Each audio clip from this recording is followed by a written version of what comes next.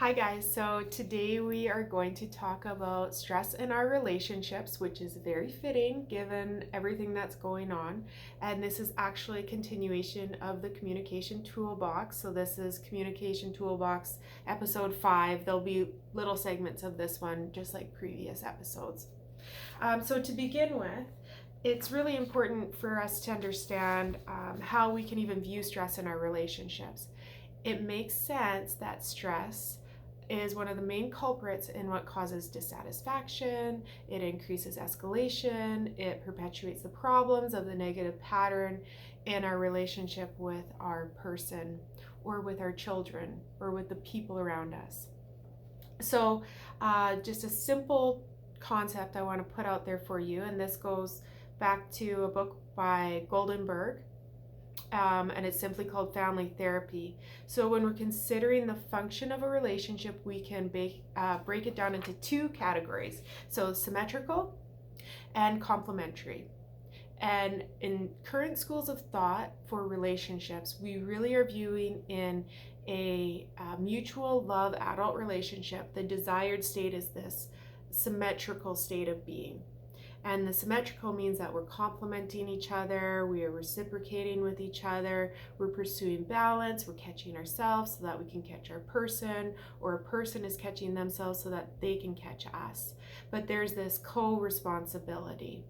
Now, a symmetrical relationship can be dysfunctional as well, because the more balance is there in a dysfunctional time or a time of escalation, that can be experienced as a one-up. So we just start to try and move our power position or a state of blame, and we can get into this escalator going up, getting hotter, getting into more of this conflict. The other category of relationship functioning is a complementary category. Now, the beauty of complementary in a relationship is we do have roles and we do have ways that we're really good at contributing. And it's nice to have a system with our partner where we complement, and all of those different parts that make each of us a strong human just fits together. And that's a way that the complementing in the relationship is valuable. The risk with complementing is when we get very rigid in one role or another. And so there might be a dominant and a submissive. There might be the more forward person and there might be the more background person. And if we get really stuck in those ways of being and that becomes a concrete pattern, that perpetuates an old negative way of being.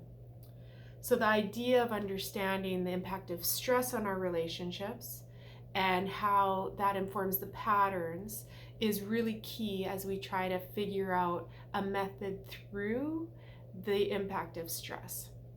All right. So just uncovering your patterns, just being mindful that there is a pattern that exists between you and your people, and some of it is really great and some of it is causing difficulty and conflict. All right, you guys, so I have one more piece beyond this that takes a little bit more effort to unpack. So we will keep rolling with stress in our relationships. See you next time.